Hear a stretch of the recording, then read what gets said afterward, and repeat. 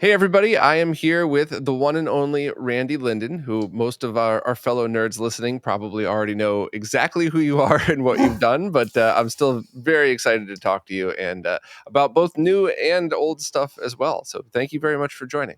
That's my pleasure. It's an honor and a thrill to be here with you, Bob. Thanks. So, I think a lot of people are familiar with your work, but I think you were pretty young when you started all of this stuff out, right? I don't Yeah, think people realize that. I wrote my first basic program when I was 11. And Do I you remember wrote, what that was? yeah, it was just a 10 print hello world, 20 go to 10. It was just a very, very simple basic program. Mm-hmm. I wrote my first assembly language program when I was 13. And that was a clone of one of my favorite arcade games called Centipede. Oh, cool. And it was called Bubbles. And it was because there was a school of fish that were the centipede, and you controlled Clarence the clam, and he opened his mouth and bubbles came out, and the bubbles were what hit the fish. Huh.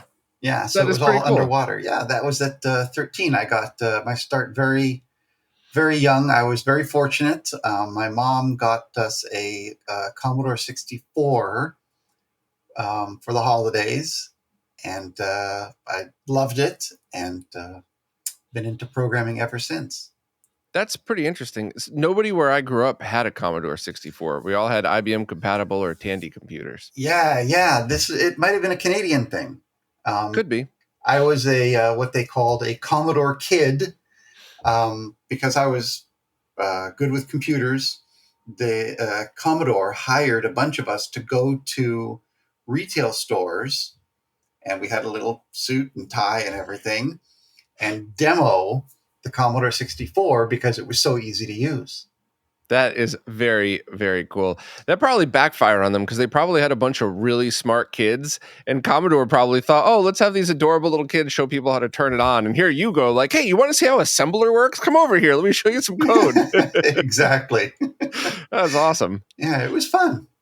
So I'm assuming then all of your original software, would have been written on the Commodore 64, right? Yes, most of the stuff that I did was on the Commodore 64. I did, there was a word processor, spreadsheet, and database program called, the trio was called Paperback Suite or Paperback Office.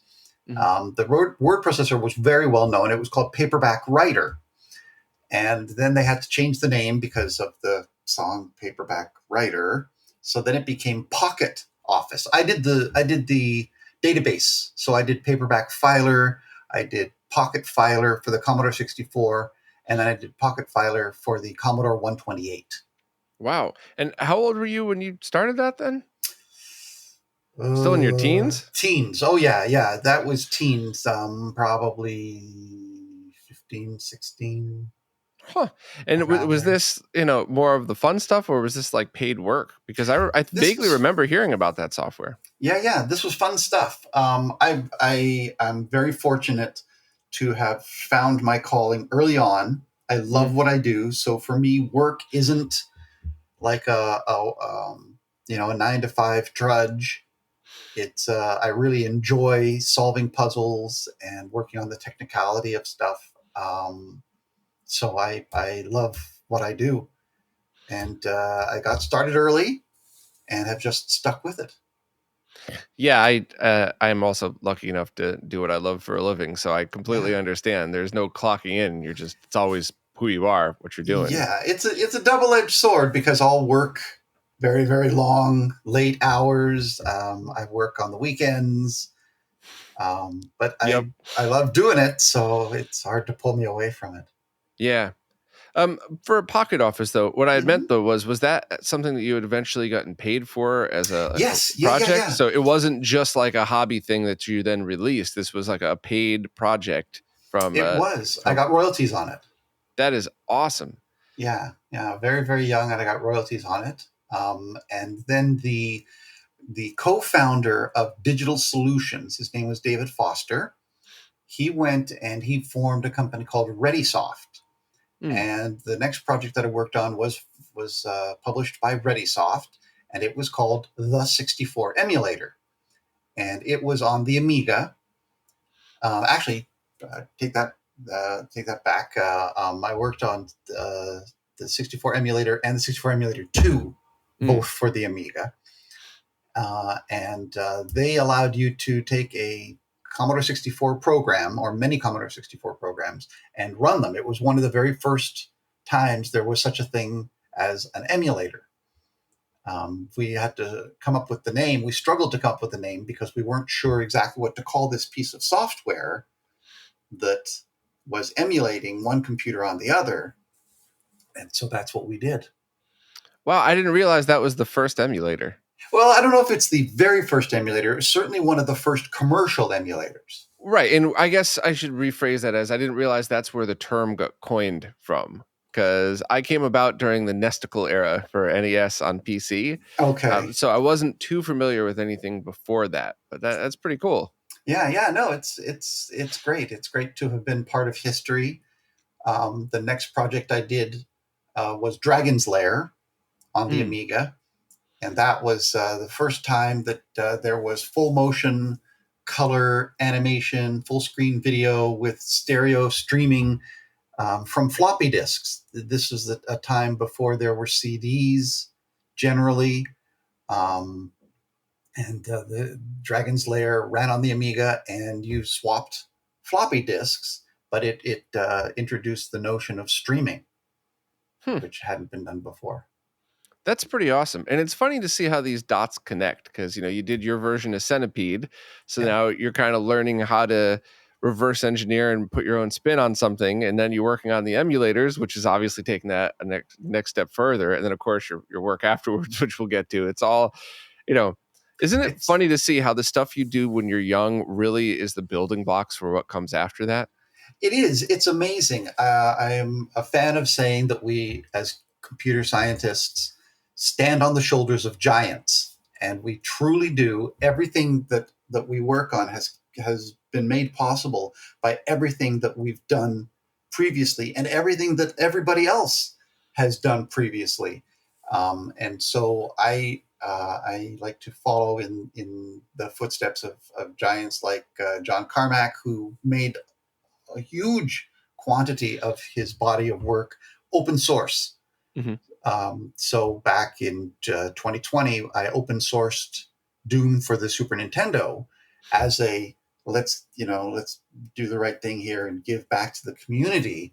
And that's exactly what's happened with this new project that we'll get to talk about. Open sourcing it, I think, is really important, and if you sort of pick that up when you're young, that notion of helping others and learning and continuously evolving, everything sort of connects together. I find now I work at Limited Run Games, and so I'm doing a lot of retro work, and my past history in reverse engineering and the low level code and optimizations all really sort of comes together um, to form the basis of what I work on a daily basis. Yeah. So, Bleam, I think, was the thing that gets talked about all the time, not just because of the technical amazement that it was, but also because of the legal side of things, because you were able to actually legally sell that. Would you, I'm Yes. sure you've told it a million times, but would you mind telling the Bleam story? Because that's something that so many of us that have been there since the 90s have just been wondering about, because you essentially had to fight the giants really in order to make this happen. It was a David versus Goliath story. Bleam was an idea. One day I was sitting at home and had my PC and PlayStation and Ridge Racer, one of my favorite games. And it turns out that Ridge Racer was the very first. It was the launch title, and it was a CD, and it looked like it was a black colored CD on the back. But I thought, what happens if I put it into my PC? And surprisingly, it read it. It read it, and it was a standard format CD. I went to a bookstore and bought a MIPS R3000 manual because everybody knew that the main processor was a MIPS processor. And sure enough, looking at the code on the disk, it was MIPS R3000. And my experience with working on the 64 emulator said, I bet you I could write an emulator for the PC that people could use to play these games, because at that time, there were many, many games available for the PlayStation, and they were all really high quality. They were 3D games. They did neat stuff like translucency and transparency, and graphics on the PC just weren't up to that level yet. And I thought, wow, this would be great to bring a whole new market to PlayStation. And Sony was having none of it. They were very protective of their product, of their titles, which I understand completely. But it really sort of was um, uh, an ode to, hey, there's a whole bunch of great games here. Let's make them available for a very, very large market. And Sony preferred that not be the case. And so we got into a big legal battle over everything. They claimed copyright infringement and trade secrets and patents, and this was an eye-opening experience to us. A bevy of legal um, tactics to try and shut down the emulator, and effectively all the judges who saw the case ruled that emulation was legal. What we had done was legal. That is the process of the reverse engineering. We didn't circumvent copy protection, because the copy protection, the way it works on the PlayStation, there's a lot of information about this out there now. The way that it works is it protects the disc from being copied and running on a PlayStation. But that has nothing to do with whether or not you take the disc and put it into a PC. And it works just fine on the PC. So with the PlayStation emulator Bleam, you could then play the game. And then they sued us for copyright infringement, claiming that our screenshots that were comparison screenshots were illegal because we couldn't be using screenshots of like Gran Turismo and so on to sell the Gran Turismo emulator. And the judge ruled that no, this is a comparison. It's fair use because you are comparing what the game looks like running under Bleam versus what the game looks like running on a PlayStation. And it's in the consumer's best interest to have choice. So we effectively won all of the court proceedings, but ended up settling with Sony to close down, and the rest is history. So, I mean, that's something that we still see all the time. As a big company steps in and files lawsuits that have zero merit, just hoping that you'll run out of money before they do, which they'll never run out of money for their legal team. But I mean, the ridiculousness of that. Like, so if they won that lawsuit, that means they could also sue any magazine that uses screenshots to talk badly about their games. Like that, it's very cool that the judge had the foresight to understand that. And that, and the emulation side of things as well. That's kind of an argument that I've understood all of the different sides of it. But at the end of the day, white room reverse engineering has been deemed legal forever, basically. So that's exactly it. This was sort of one of the cases that set the precedent, that said emulation is legal, and so now emulation, the way that we did it, we, the royal we, did it with. I used a Daytel Pro Action Replay. I basically monitored and watched and recorded what many, many, many different games did. And little by little, I pieced together my understanding of what a PlayStation was, how the hardware fit together with the software, and the software fit together with the individual components. And part of that is that Bleam wasn't 100% compatible. It wasn't a clone, and it couldn't be.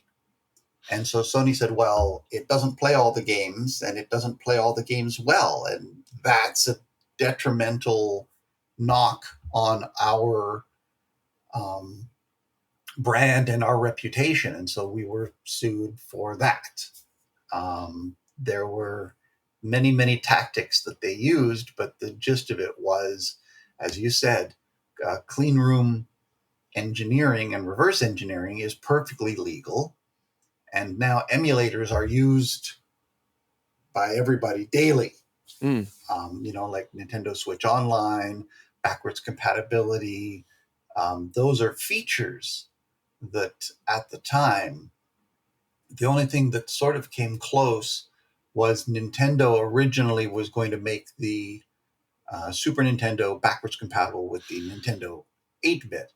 And Sony, for the PlayStation 2, made it backwards compatible with PlayStation 1 by putting all the hardware in there. But when we did Bleamcast on the Dreamcast, which is effectively Bleam for the Dreamcast, so you could play 3 different PlayStation games, there was no backwards compatible hardware. It was a total rewrite of the entire Bleam system. So I guess to back up real quick for a moment, the audacity of Sony to argue that it's a detriment to their brand. Yeah. So now you have a kid who doesn't have a PlayStation, but he gets Bleam. Yeah. And now he's introduced to a completely new library of games that kid would have never been able to be introduced to. But people who purchase Bleam have to understand, just by purchasing it, that they're playing a game designed to be run on something else, on a different thing. So at the end of the day, I wonder how many Bleam users ended up buying a PlayStation or PlayStation 2 simply because of the experience they got on Bleam. Yeah. And I would like to, the nice person inside me would like to think that maybe Sony just didn't understand that back then because they didn't have the numbers to verify. But basic ass common sense would have probably told you that anyway. So, here's this game that I bought that I love, but it's just not running as well on the PC. So fine, I'll go get a PlayStation, and now I could play it on both. Anyway, so you had Bleam running for a while. And I forgot how many years was between Bleam and Bleamcast. A couple of years, right? It was a couple of years, yeah. There was Bleam and there was updates to Bleam because as new titles came out, I would learn more about the PlayStation so I could tweak how the emulation was done. There were titles that were designed to not be emulated well. Do you remember which ones those were? Not specifically, it's been I mean, a long time, right? Yeah. Yeah, it's been about 20, 25 years now. So when these new games would come out and you would verify them, would you be doing all of your analysis via software, or were you pulling a PlayStation apart with some hardware sniffing tools, which were so much more expensive back then? So yes, it was software based. Software based, and as I said, with the Daytel Pro Action Replay, I could write little tiny programs and send them down. But because I had built up an emulator that was totally software based, I could put the disc in and run the game and observe what the game was doing, to see what was done differently. And for the most part, many of the titles ran great, like Gran Turismo versus Gran Turismo 2. A large portion of it ran just, flawlessly. And so when we did the Bleamcast, I took all of that knowledge, all of that learning, and basically wrote an SH4 version of Bleam so that it ran on the Dreamcast hardware.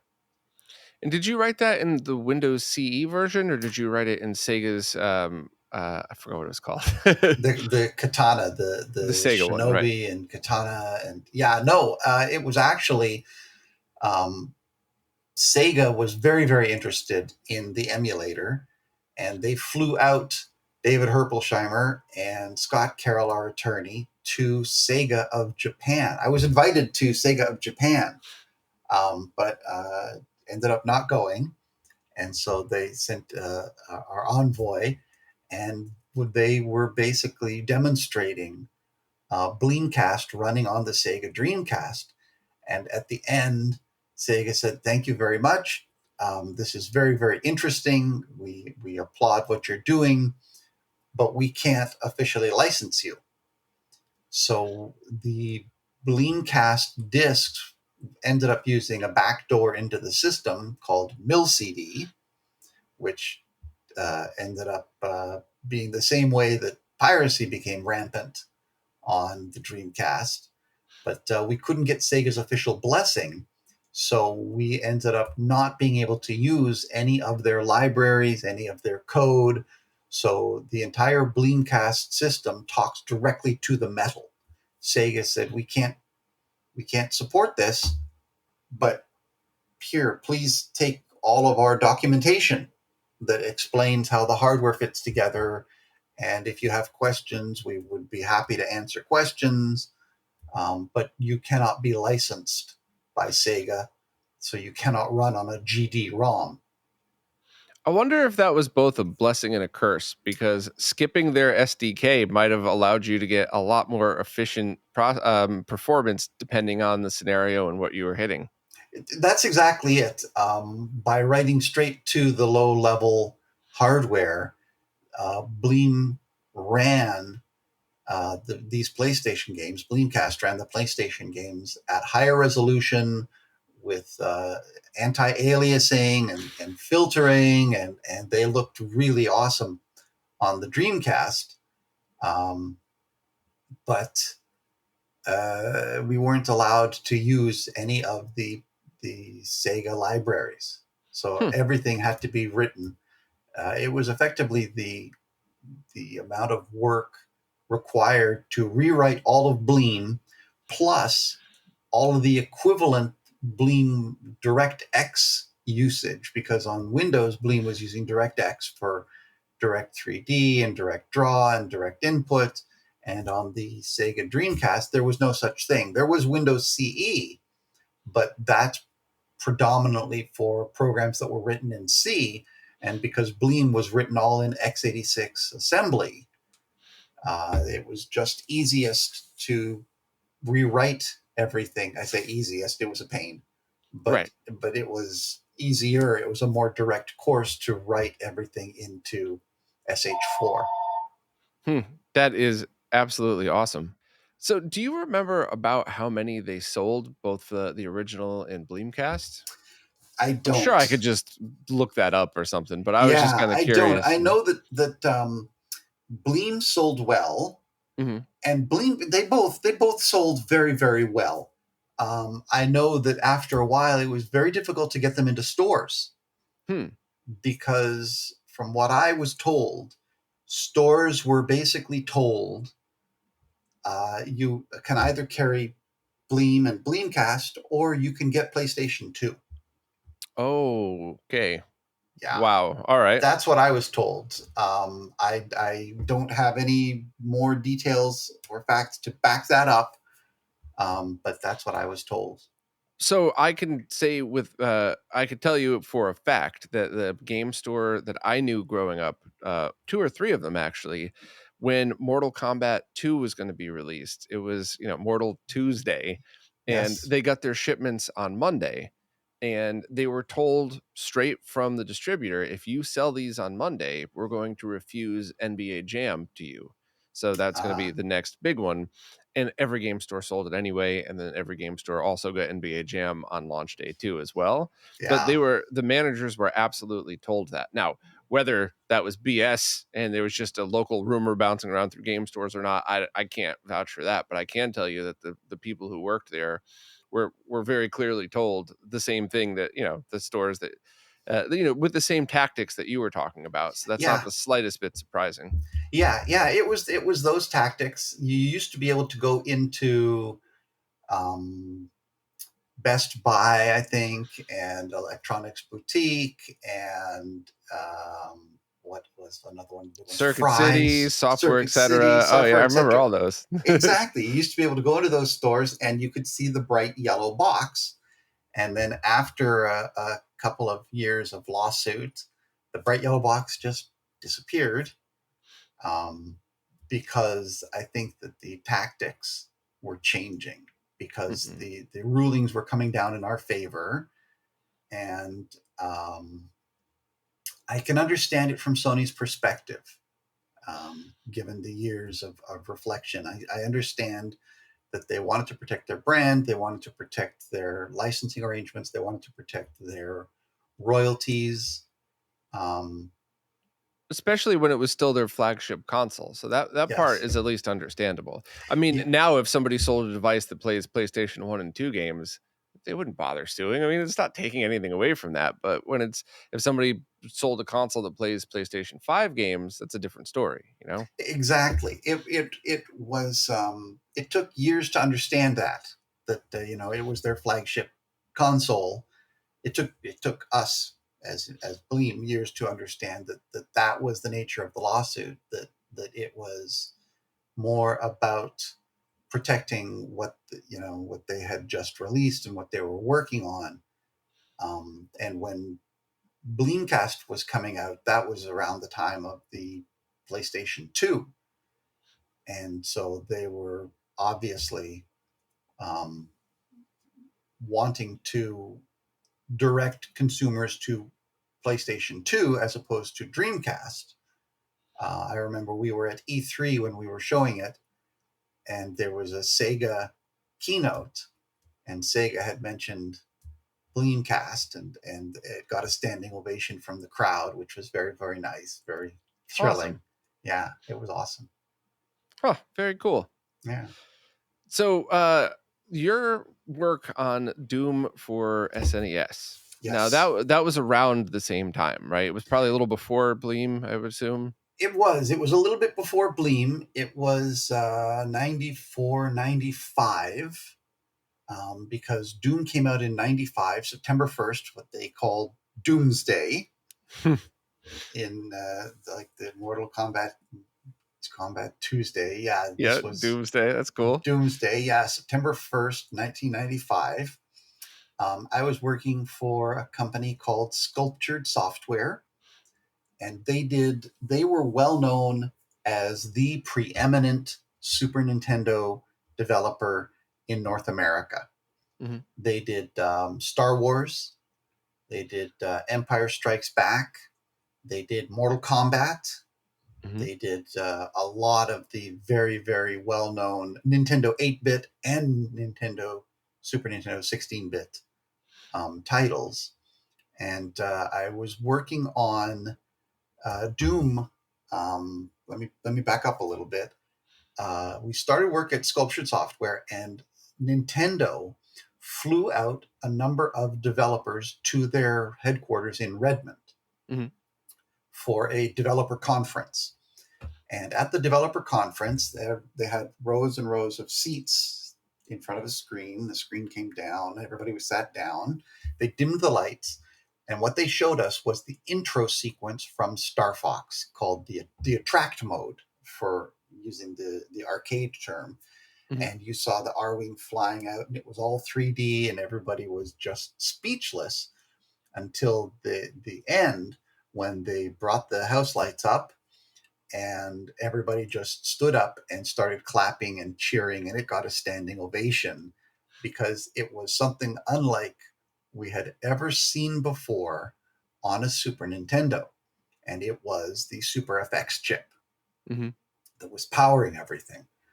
And the game Star Fox turned out to be a spectacular title. And Sculptured said, we want to do something like that. They said to me and to the guy I was working with, his name was John Morgan. Um, and we had a little office that was set up in San Diego. and they said, we want to do a dirt track racing game that was going to be coming out from Acclaim. And the problem is we don't have a development system. Nintendo gave us a thin manual that was basically 30 or 40 pages of very high level. The Super FX has ROM. The Super FX has some RAM. The Super FX has instructions that help you do 3D math. And here's 4 or 5 pages of how 3D math works, but nothing else. Nothing about the low level technical details that would be required to make a development system. And Nintendo didn't have a development system at the time that they had available that you could buy, that you could borrow.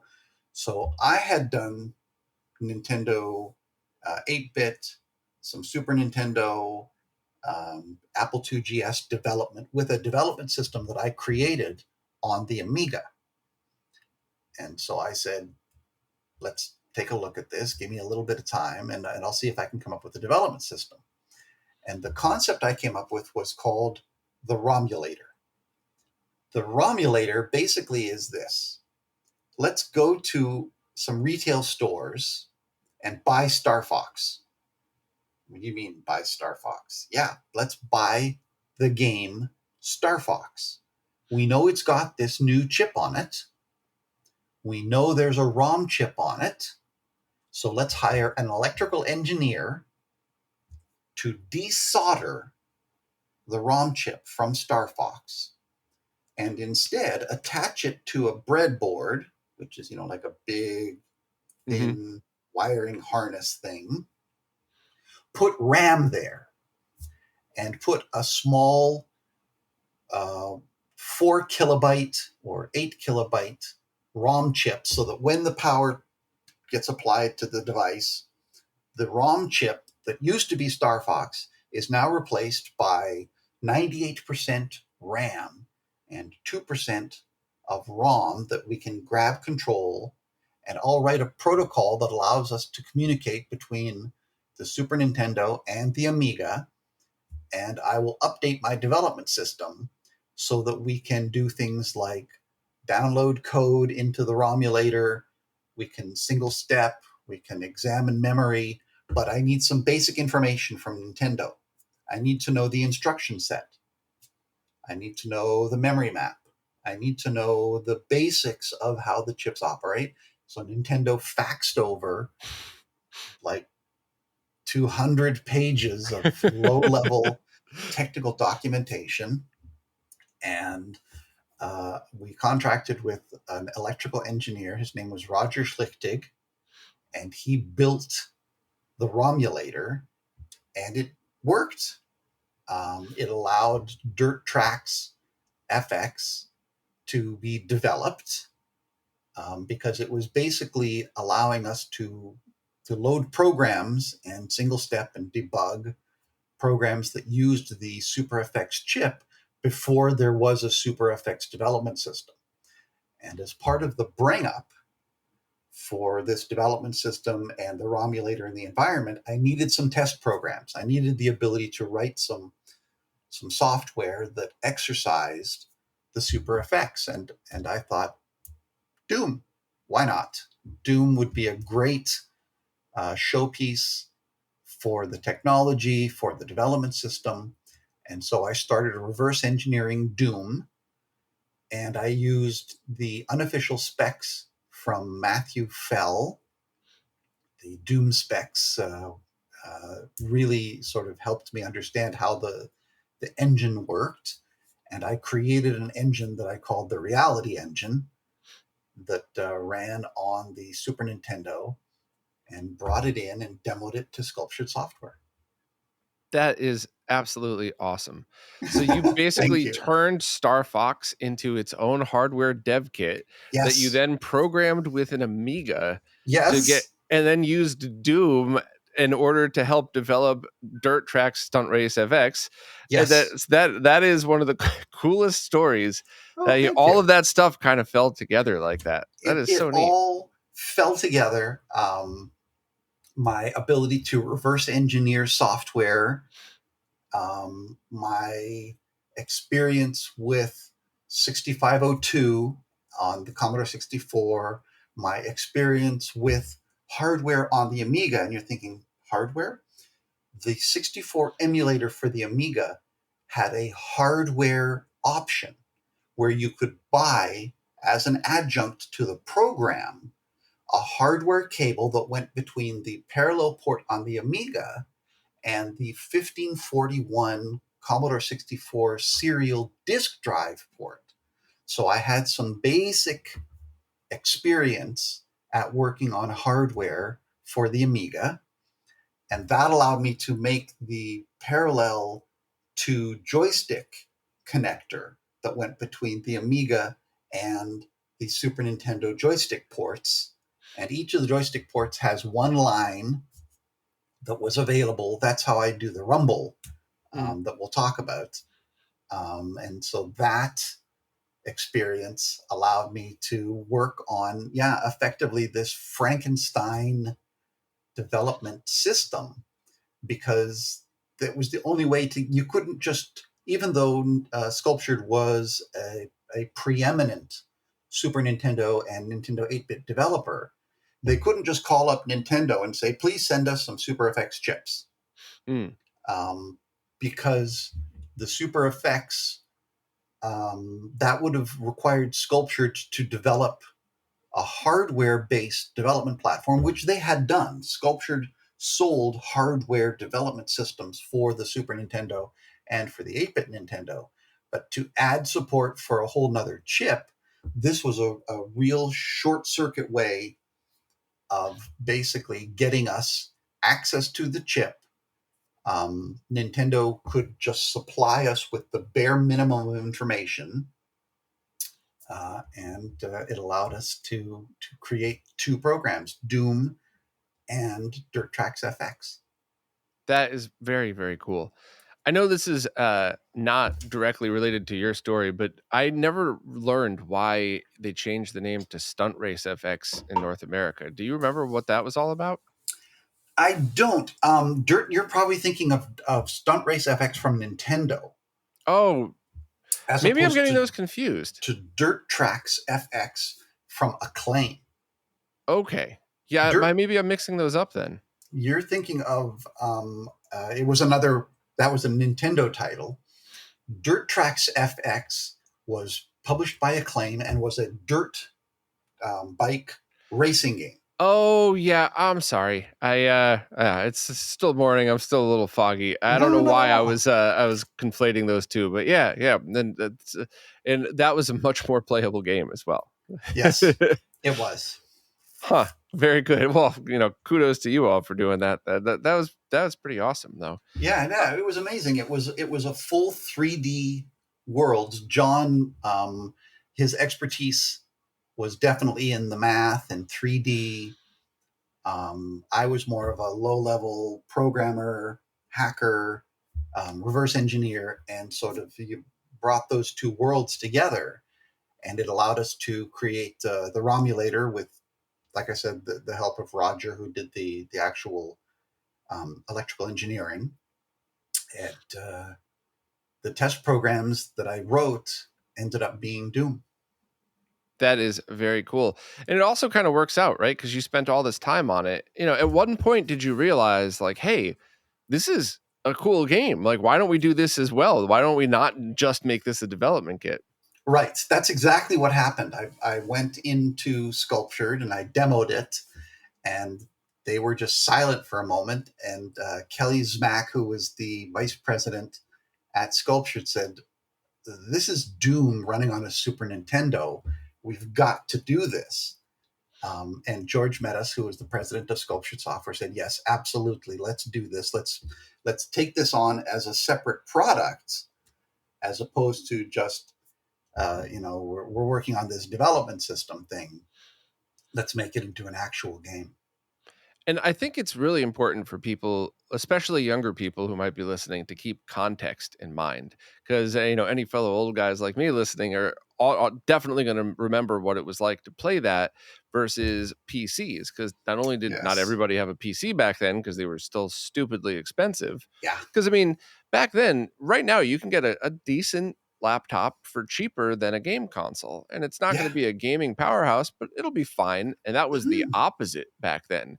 You Yeah. could buy a Super Nintendo, a PlayStation, and a Genesis and a Sega CD for less than the price of an actual, basic PC that probably ran Doom the same or worse than your SNES version. So Yeah. anybody going back and seeing that now, if you were born in the 2000s past that, you might just see like, oh, what a clunky version. I'll Yeah. go fire up the HD remaster instead on my brand new PC. Like, no. Back then it was a marvel to see it running on a Super Nintendo like that. That was very, very cool. Thank you. Yeah, it was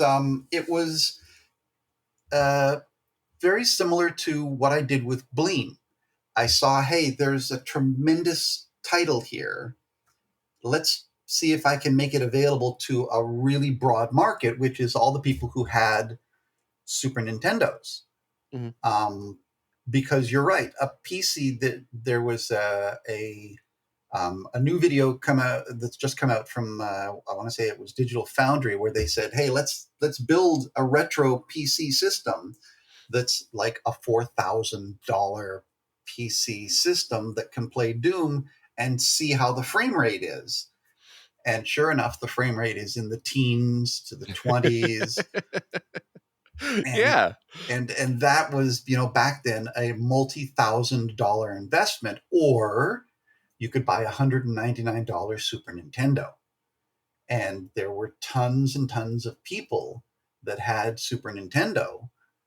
Um, and this was a way of introducing them to Doom. Yeah. And the red cartridge is just badass as well. You It got to admit. was. It was. The red cartridge is amazing. It was one of the very few. There was, I want to say, Maximum Carnage. Mm-hmm. There was Doom. There was Zelda, and I think I don't maybe think Zelda Mortal had the red Kombat. cartridge, No, did no, it? no, no, no. Zelda had the gold one. Right, but that was for the NES. I don't think the SNES version ever had the gold cartridges. Oh, I thought the Super NES one did have the gold. Definitely not when I was a kid, and certainly not the ones I have now. No, because it was Oh, much less. prominent. It was much less striking, which it's one of my favorite games of all time. But the Yeah, original gold cartridge was the one that you just immediately knew you were playing Zelda because you Zelda. saw that in there. But Yeah, yeah, yeah, so yeah. I thought that I never had it on the Super Nintendo. I thought it did. Well, call me yeah. corrected. So, fast forward all these years then, what made you come back to this? Did you just get a call from Audi one day who wanted to redo Bubsy and instead you were like, nah, let's do Doom instead? Sort of. I did get a call from Audi. I was doing, it was about 2.5 years ago, Mhm. and I was doing an interview with Digital Foundry, and they were talking about my background and my history and my experience. And about a day or so later, Audi sent me a message. I think it was a message on Discord saying, hey, I've spoken, I work at Limited Run Games, he says, and they're talking here. What do you think about doing a new version of Doom? And I said, for Super Nintendo? And he said, yes, for Super Nintendo. I said, absolutely, that would be fantastic. Um, So, just to interrupt for a second, was this before or after you had found the original discs and then released those? this was before, Okay. because I had released the source for Doom back in 2020. We covered all of that, by the way, on RetroRGB. Everybody thought that was a really cool thing. Oh, good, good. And then it was about a year ago or so. I think his name was Jeff Hughes. He was a guy who I worked with at Sculptured, found on one of my archives. Hmm. And it's literally disc after disc after disc after disc of all the original Doom stuff. Now, when I did the Doom release on GitHub, I didn't include the sound driver. I didn't include the artwork. I didn't include the data. I included all the code, all of that stuff. But id Software owned the artwork and that. So I didn't include that stuff. This archive that was found had everything. Mm-hmm. So somebody uploaded it and put it online, and people were able to build Doom. I had released Doom as a practical example of, here's an entire Nintendo game from beginning to end. Here's everything. Here's all the code. Here's how it all fits together. Here's the logic. It's all well documented. So somebody could go in and poke around with it. And sure enough, a couple of people ended up building it. So you could actually build it from the code. But then they released this new archive that they found. And we were already in the middle of working on the new version of Doom at that point. Very cool. Okay. So that kind of all falls into place as well. It does. Like I said, blessed, very fortunate. The stars all aligned. So when you're working on Doom for SNES, one of the first, modern, right? Is there a nickname for the one that just was opened up for pre-order? There is. We internally called it Ultimate Doom. Ultimate Doom. Okay. So when Ultimate Doom, you're sitting down, you're trying to figure out what to do. I imagine one of the first things you thought of is there's no way to spin up an ASIC of a Super FX chip anymore. That'd be a couple $1 million. And, Nintendo doesn't have pallets of them sitting somewhere for 30 years. And even if they did, who knows what condition they're in. So, how did that conversation go about what do we do about the Super FX chip? We actually started looking at FPGAs. Mm-hmm. We looked at Xilinx. There's a couple of Intel FPGAs. There's Cyclone. There's a whole bunch of FPGAs that we looked at. And I started, I'm just going to grab, I've got some show and tell. Yep. FX Pack Pro. When we started it, the original plans for Ultimate Doom weren't really ultimate at that point. It was only going to be, let's add the missing levels. Let's, see what we can do as far as the missing music. And there was an early call with id Software, and they said, what version of Doom are you using? I said, I'm using 1.666. And that was the version of Doom that had 3 episodes. And a friend of mine said, well, why don't you just add the 4th episode? I said, well, I don't know. I'll ask id Software. And I told them I would use version 1.9 instead. And that had all 4 episodes. And the problem was, how are we going to fit all this in?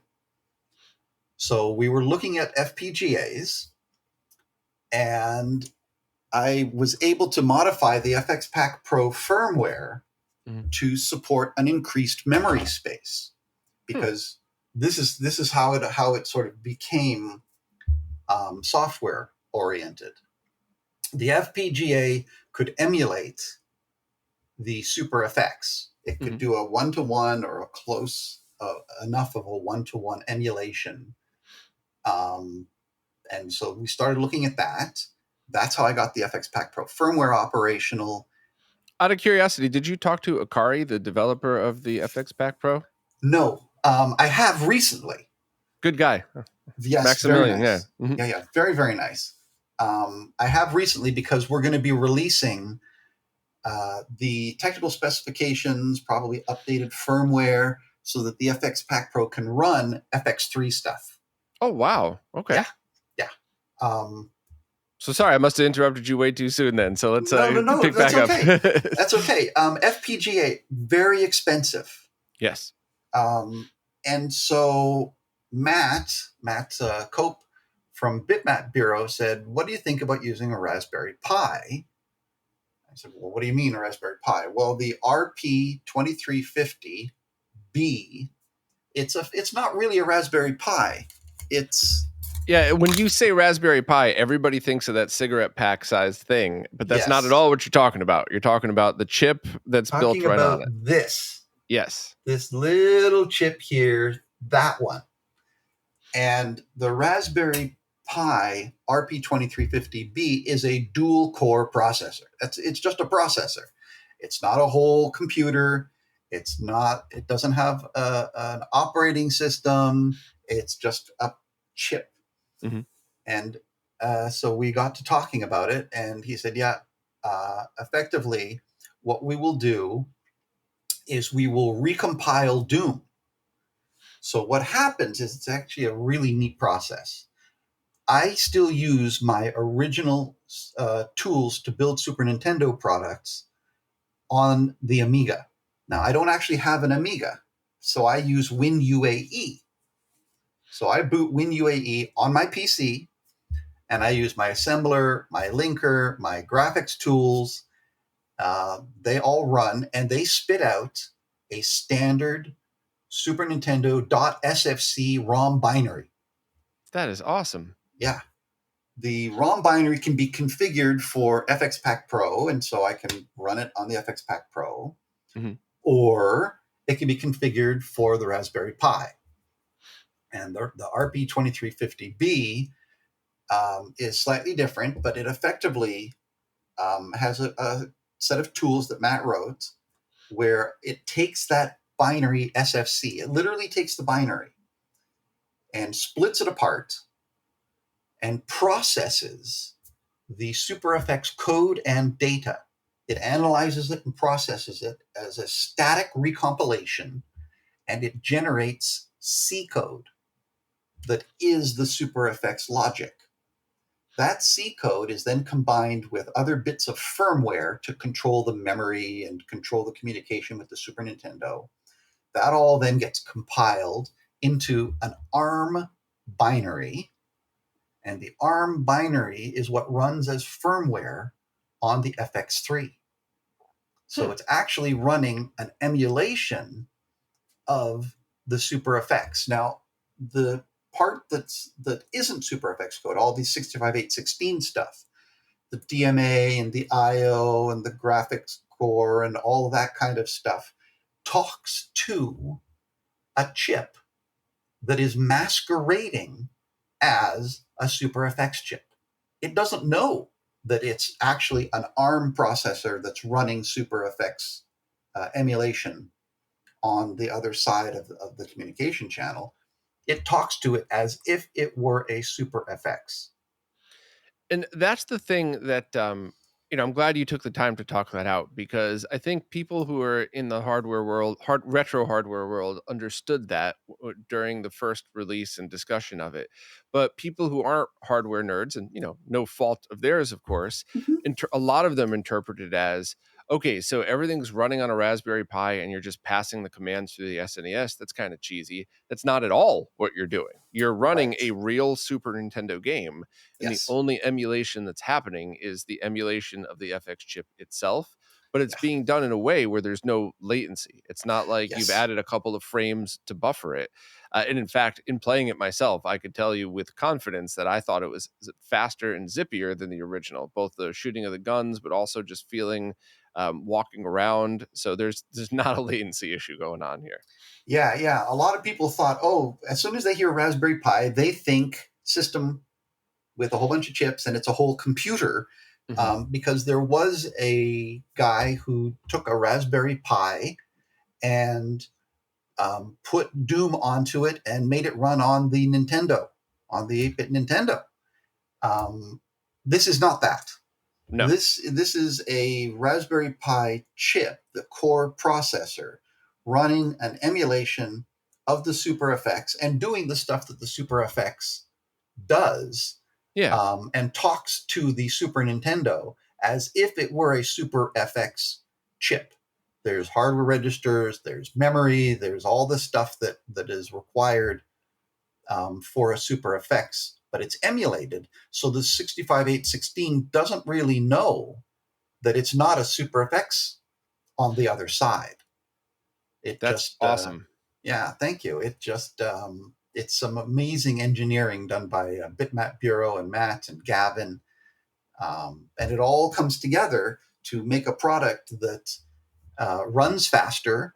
The original version ran an average of 10 frames a second. So sometimes it could be 8, sometimes it could be 12, sometimes it could be 6, but it ran an average of 10. This new one, generally speaking, hits 20 frames a second. That is incredible. Yeah. So how did you accomplish that? Did you essentially take what the FX chip or the FX2 chip was and then just in software double everything, or whatever the software equivalent would that be? Like, how did you go about doing that? It was actually in two stages. Hmm. The first was the entire engine was optimized and tightened. And by that, I mean, if you look at the Doom 2020 source code release on GitHub, and just to be clear, we will be releasing the code. But at the right time, we're going to release all this stuff. We'll get back around to that, but yeah, okay. Yes. Hmm. If you take a look at that, you'll see that there's a profiler as part of the software. So the profiler can run and it monitors the execution of the super effects stuff. And so I went back through the entire engine and optimized and tightened everything. In addition, the ARM compiler that's compiling the super FX code, because it's not a straight one-to-one emulation, it's a static recompilation as opposed to a direct instruction emulation. The ARM compiler can do optimizations. Hmm. For example, if you wanted to add two numbers on the Super FX, that could be done in one clock cycle, one 21 megahertz clock cycle. But the Super FX3, the FX3 that's running on the RP2350, executes at 150 megahertz. Okay. So it's 7 times faster. So that one clock cycle to do the addition at 21 megahertz means we could do 7 additions in the same amount of execution time, more or less. So the combination of using optimized software and optimizing the ARM for the 2350 allows us to basically improve the overall frame rate and throughput across the board. That is very, very cool. And when Okay. you test that on FPGA stuff like the FX Pack Pro, Mm-hmm. is there a performance difference, or are you able Yes, to actually? Okay. there is. I have not optimized the FX Pack Pro. I use two things to do the development. Well, three things. I use the WinUAE running the development tools. Mhm. I use the FX Pack Pro for some hardware testing. Mhm. And I guess four things. I use the test cartridges. They sort of look like this. Mhm. Um, for doing hardware testing. I use the Messen software Mhm. emulator that I have gone in and modified to support all of the FX3 stuff. But when I'm actually doing the testing for the FX Pack Pro, it runs, I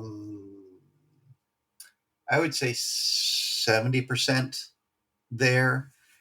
In Messen, for example, I crank up the overclocking to 300%. Mhm. And that gives me a reasonable facsimile That's of the pretty cool. FX3. Yeah. Huh. All right. Well, that all makes sense, and that's actually a pretty neat way to go about doing all of that. Yeah. The Mason debugger, well, the fact that it's open source is phenomenal because, and the same thing with the FX Pack Pro, Mhm. phenomenal. Because it meant I was able to go in, and I'm not a hardware guy, I'm more software and firmware. And yet I was able to learn just enough Verilog so that I could go in and I could increase the memory map on the FX Pack Pro from the maximum of 2 megs to the FX3's 3 megs. So that's how I was able to do a lot of the early testing. That's how we showed at QuakeCon, running the prototype firmware on the FX Pack Pros. But Mason allowed me to not only add the support for the increased memory map and other hardware changes, it allowed me to add support for the Rumble because I use a Xbox One Rumble controller, and long before we actually had... Okay, little mic snafu. Let's jump back into it. Okay, so I modified the Mason emulator to add Rumble support before we actually had Rumble controllers. So I was just using an Xbox Rumble controller, plugged it in, and used direct input and X input for the emulation long before we actually had one of these, which is the Rumble controller that's got the Rumble built in. And so where did the idea of adding Rumble even come in? Because you started talking about using the controller, but did you at one point think like, hey, wouldn't Rumble be cool? Or like, how did that idea come out? That's exactly how it came out. It was like, wow, what would really be neat is if we're basically Josh Fairhurst from Limited Run said, take your time, do what you can, make this a product that's spectacular. And so I started sort of brainstorming and thinking, well, what could be done? And Rumble was one of those things. There was actually two ideas I had. One, which we ended up not pursuing, which was Rumble Mouse. Yeah. I said, let's contact Hyperkin. They make a mouse. Let's add Rumble to it, and that sort of was sidelined. But adding Rumble to the controller was something that everybody thought was a really, really good idea. It almost didn't happen, because the cost associated with doing the tooling. See, like I said, I'm not a hardware guy, so I just thought, oh, software. I know exactly how I would do this in software. I could make a change here, and I could do this there, and all of a sudden, you're going to get Rumble working. And I did a proof of concept with the Mason emulator and the Xbox controller, and said, let's make this an actual product. And when we went to announce it, by the time we were doing the announcement, it was going to take something like 6 months to do the tooling and the layout and the electronics, and so we sort of put it on the back burner.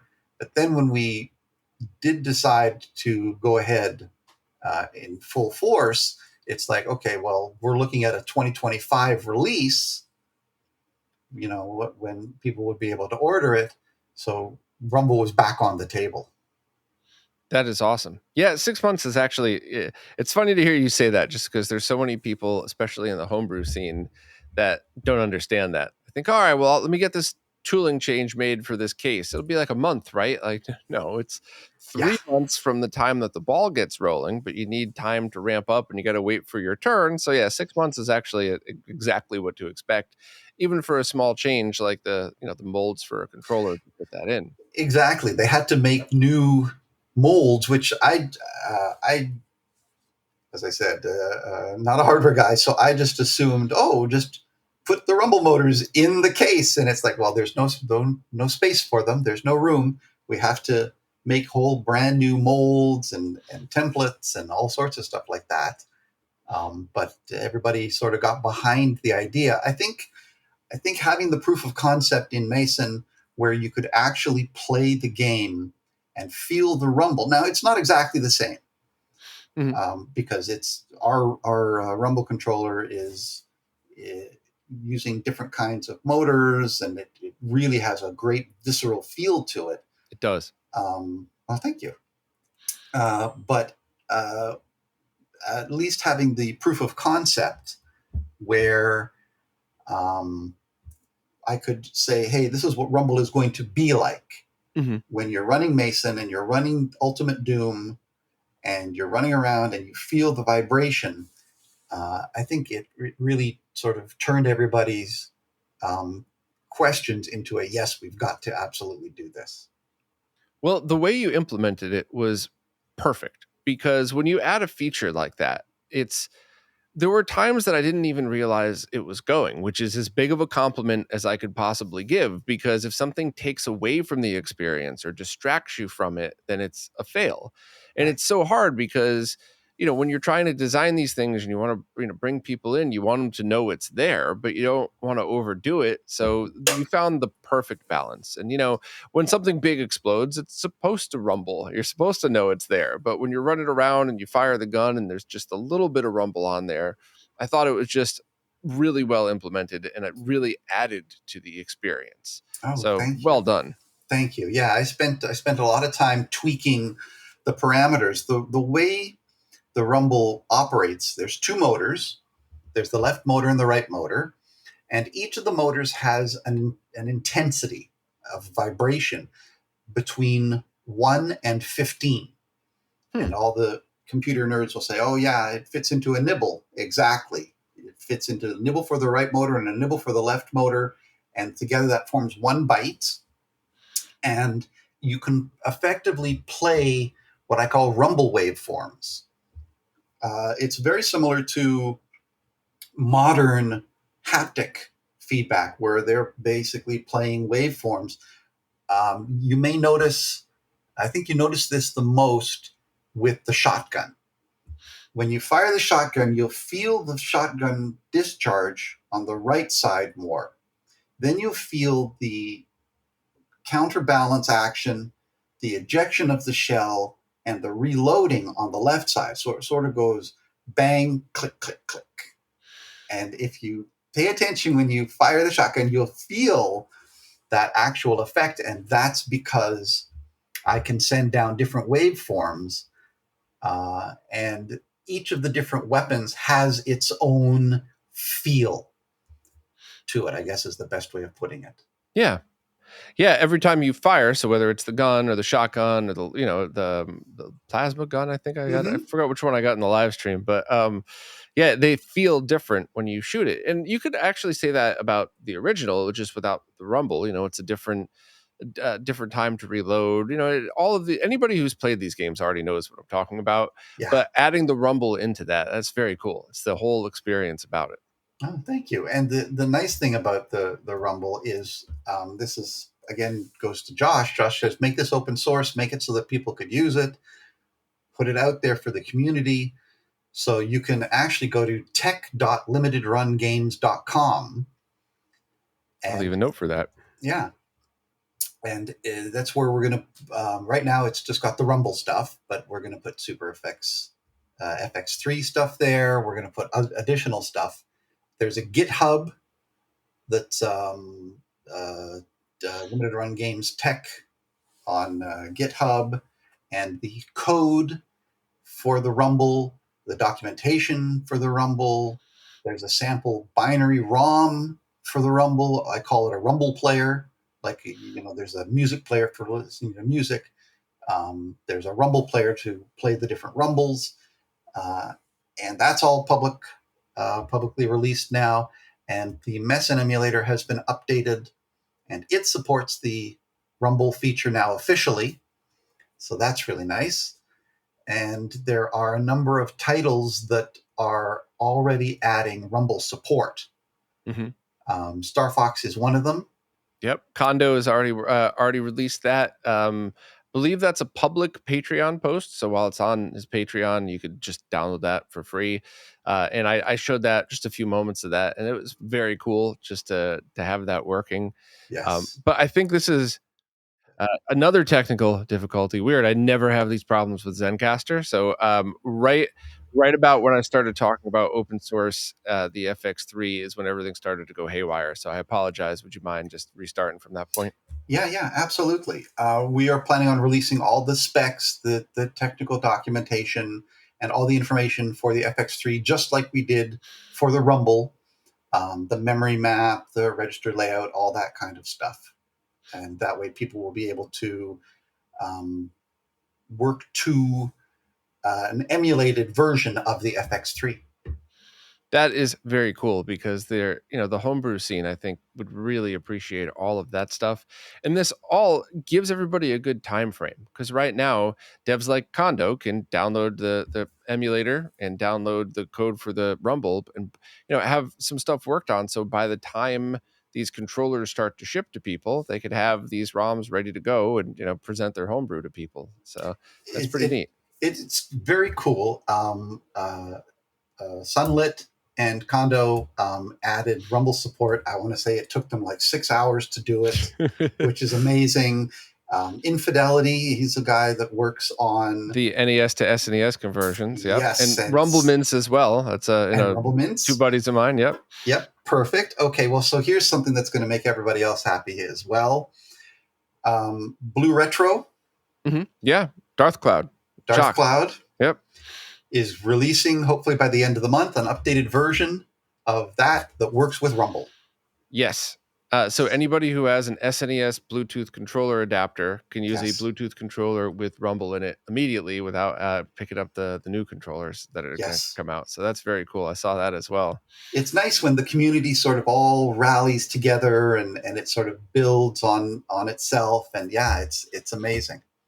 Yeah, completely agree. Yeah. And I'm also interested to see what the community is going to do with the FX3 as well, Yes. because, you know, I've seen different projects that only run on emulation, things like having Star Fox run in complete full screen, have it run at a higher frame rate. And I think that could all be applied to this as well. And there's certainly the potential for that. I mean, it's not going to run at, 120 frames per second on an original hardware or anything like that, but I'm sure you could get the frame rate up just doing it that way. Oh yeah, absolutely. As I said, for Mason, when I test the FX3, I typically set the overclock at 300%, just so that it runs closer to the actual rate that the FX3 does run. But that's a software setting that Sauer, who is the developer behind Mason, said is totally configurable. So that when it detects FX3 titles, when all that spec and technical information comes out, he's going to be able to make it so that it automatically sets all the right settings so that it emulates the FX3 as well as possible. That is very, very cool. Yeah. And just seeing what we've seen already is proof of what's to come, because whenever things like this are available, we see people in the community jump on it, like with the FX Pack Pro, and even with the Mister project as well. People have Mm-hmm. been doing things like porting games, taking an SNES game and then adding the SA1 chip to it in order to get more performance out of it. So I think this is just yet another thing people are going to be able to do to create all this. So Yeah, cool. it's great. As I said, Josh really said, let's make all of this open source. Let's put as much information out there as we possibly can. He really sort of drove home this idea of giving back to the community, of sharing with the community, of supporting the community. And I said, okay, well, let's if we're going to do this, let's do it right. Let's do it broadly. Let's do the tech.limitedrungames.com. Let's make a hub where people can go to get all that information, that it'll be easy. And I contacted Kondo and Sunlit and a few other people before the announcement. And I said, are you interested in working on, adding Rumble to your titles? And they're like, yes. I said, okay, cool. Just keep it quiet for now, but here's a link to the GitHub and here's this information. And if you send me your address, I'll ship you out a prototype Rumble controller. And so they all were effectively seeded, I guess, with everything that they needed in order to be successful at adding the Rumble. And we're going to do the same thing with the FX3. That's really awesome. And seeing the comments on the live stream I did and seeing people talk about it, there are so many people that totally get it and Oh, say good. things like, hey, this is an awesome accomplishment. I'm not really going to play a lot of SNES Doom, but I'm going to buy this game because I want to support future stuff like this. I want to show my support for the stuff that has just been open sourced. I'm going to, use everything else that goes along with it. And a lot of people truly understand what you get when you're buying this game. Yes, you're getting a very fun version of Doom on the SNES with a full complete package and all that stuff, but it's more than that. You're funding the people to do more with this. Well, that's exactly it. Hopefully, the sales do well, and we'll get to do more of it. There's a number of really high profile titles that used a very similar engine, like Doom 2, Sigil, Sigil 2, Heretic, Hexen, even something like Duke Nukem is, the build engine is different, but similar enough that I think it's hopefully it opens the door to a bunch of not just official products, but as you said, as people start to get to use the FX3 and what it can do, just like the Rumble, hopefully adoption will pick up there. Well, that leads me to my next question is, so now you have this PCB designed with this chip on it. You have all of this software dev environment. You have a brand new controller being made just to support this. Yes. My gut's telling me that's not for one game. Fingers crossed. That's really what it's up to, is if the sales of this are good enough, then they'll pick up a different project? Yes, that's exactly what it boils down to. I was just stunned, floored, and relieved when I saw that the collector edition sold out in under an hour. Oh, wow. Yeah, I couldn't believe it. I'm more in this for the work, for the technicality, for the challenge. But it was a great feeling to see that people actually want the product that I've been working on, and that they're saying, yes, we support this and we like this and we want to continue supporting this kind of project. I want to say it was a very tough sell, but it was a tough sell initially, saying we're going to do a new version 30 years later of a game that arguably is great on a technical level, but isn't the best way to play Doom. Doom is a fantastic game. There's lots of ways to play Doom, but you're going to try and make a new version that is 30 years later, and it's going to do what? How are you going to differentiate yourself? So that's why it really was let's pour everything that we can into this and make it, with all the bells and whistles, add all the levels back and add the music back and the Spectre demons and the nightmare mode and the circle strafing and all of, there's just a big list of stuff that it does that really sort of, let's throw the kitchen sink at it and see what we can make.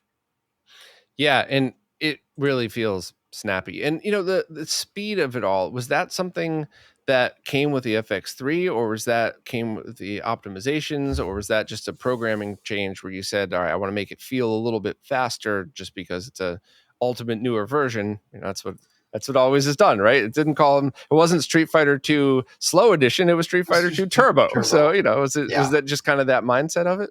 No, it was I knew that the previous engine maxed out at 15 frames a second. Mm-hmm. It took 4 V blanks. That's a technical limitation of the Super Nintendo. Basically, with the Super Nintendo, you can only talk to VRAM, which contains all your graphics, during vertical blank or horizontal blank. And the way the system is set up, I transfer 1/3 of the display. It's sort of organized in thirds on the screen. And I transfer 1/3 of the display every V blank, and I need the 4th V blank for additional operations. So the maximum frame rate that the previous engine could hit was 15 frames a second, because that's four of the 60th of a second V blanks. The new engine, because of the speed, because the FX3 is able to process the graphics and the data faster, plus all the optimizations in the code, maxes out at 3 frames a second, which is 3 frames, 3 frames of update, which is 20 frames per second, because it's 3/60ths. That's okay. So that was actually the exact answer, and that was how do I word this? That wasn't as so it was all hardware that dictated it, I guess, is the best way. I don't know why I'm losing my words for this one. I'm already awake and we're over an hour into this. I should be sharp by now. Sorry, everybody. Maybe the Gatorade's getting to me and I'm getting a little loopy, but it's the bubble water. There you go. But so that's cool. So it's just simply a hardware thing, and that was able to do that. Yeah. Basically, because the FX3 is running so much faster, plus I did optimizations on the entire engine. Mm-hmm. it meant that it wasn't just an average of 20 frames a second, it's 20 frames a second sustained. So every so often it may dip down to 4 vertical blanks. It may dip down to 15, but pretty much it's 20 frames a second sustained. That's cool. And you can feel it. You can feel the visceral nature, the fluidity of the game compared to the old one. I mean, I'm very proud of what I accomplished with the old version, but this one sort of brings everything to a whole new level. Yeah, well, what you accomplished with the old version was the highest tech possible at that time, and this wasn't available. So this is, there's been a lot of things recently. The NES to SNES conversions are the best example that I've described as what my guess is. That's what the original developers would have wanted the games to have played like if that hardware was available to them. And it sounds like that's exactly the description here. Is Ultimate Doom is what you would have wanted if this hardware was available back when you did the original, right? That's exactly it. Yeah, that sums it up really, really well. I sort of always push from a technical standpoint. I sort of go for the really big meaty challenge, and I've been told that this is one of the earliest examples of the does it run Doom, because people were very surprised. Doom was being ported to every platform that was possible, and this is one of the earliest examples of the impossible ports that people didn't think that it was possible for it to run Doom, and sure enough, it does. Yeah. Well, that's awesome. We trying to keep time frame in mind here, just because I don't want to keep you on for hours. I'm sure I could talk a lot more about a lot of the things that you've worked on, but I kind of just wanted to get the focus around this project and the history behind it. But is there anything else that I had missed or forgotten about that you wanted to talk about that kind of plays into this and your history and where you're at now, or what's coming next? Basically, am I forgetting anything here? I don't think so. I think we've covered a good broad range. We've drilled down into a bunch of neat topics. I'd be happy to come back if you or your viewers have a bunch of questions or follow ups, or just to chew the fat.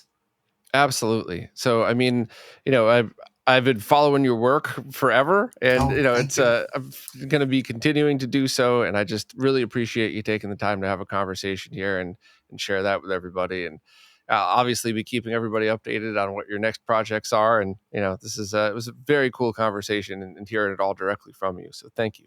My pleasure. Thank you so much for having me. I really appreciate it. Absolutely. And pre-orders are still open. So the Yeah. collector's editions are sold out, but the regular editions are still there. The controllers are still available. I'll link to Yes. all of that stuff.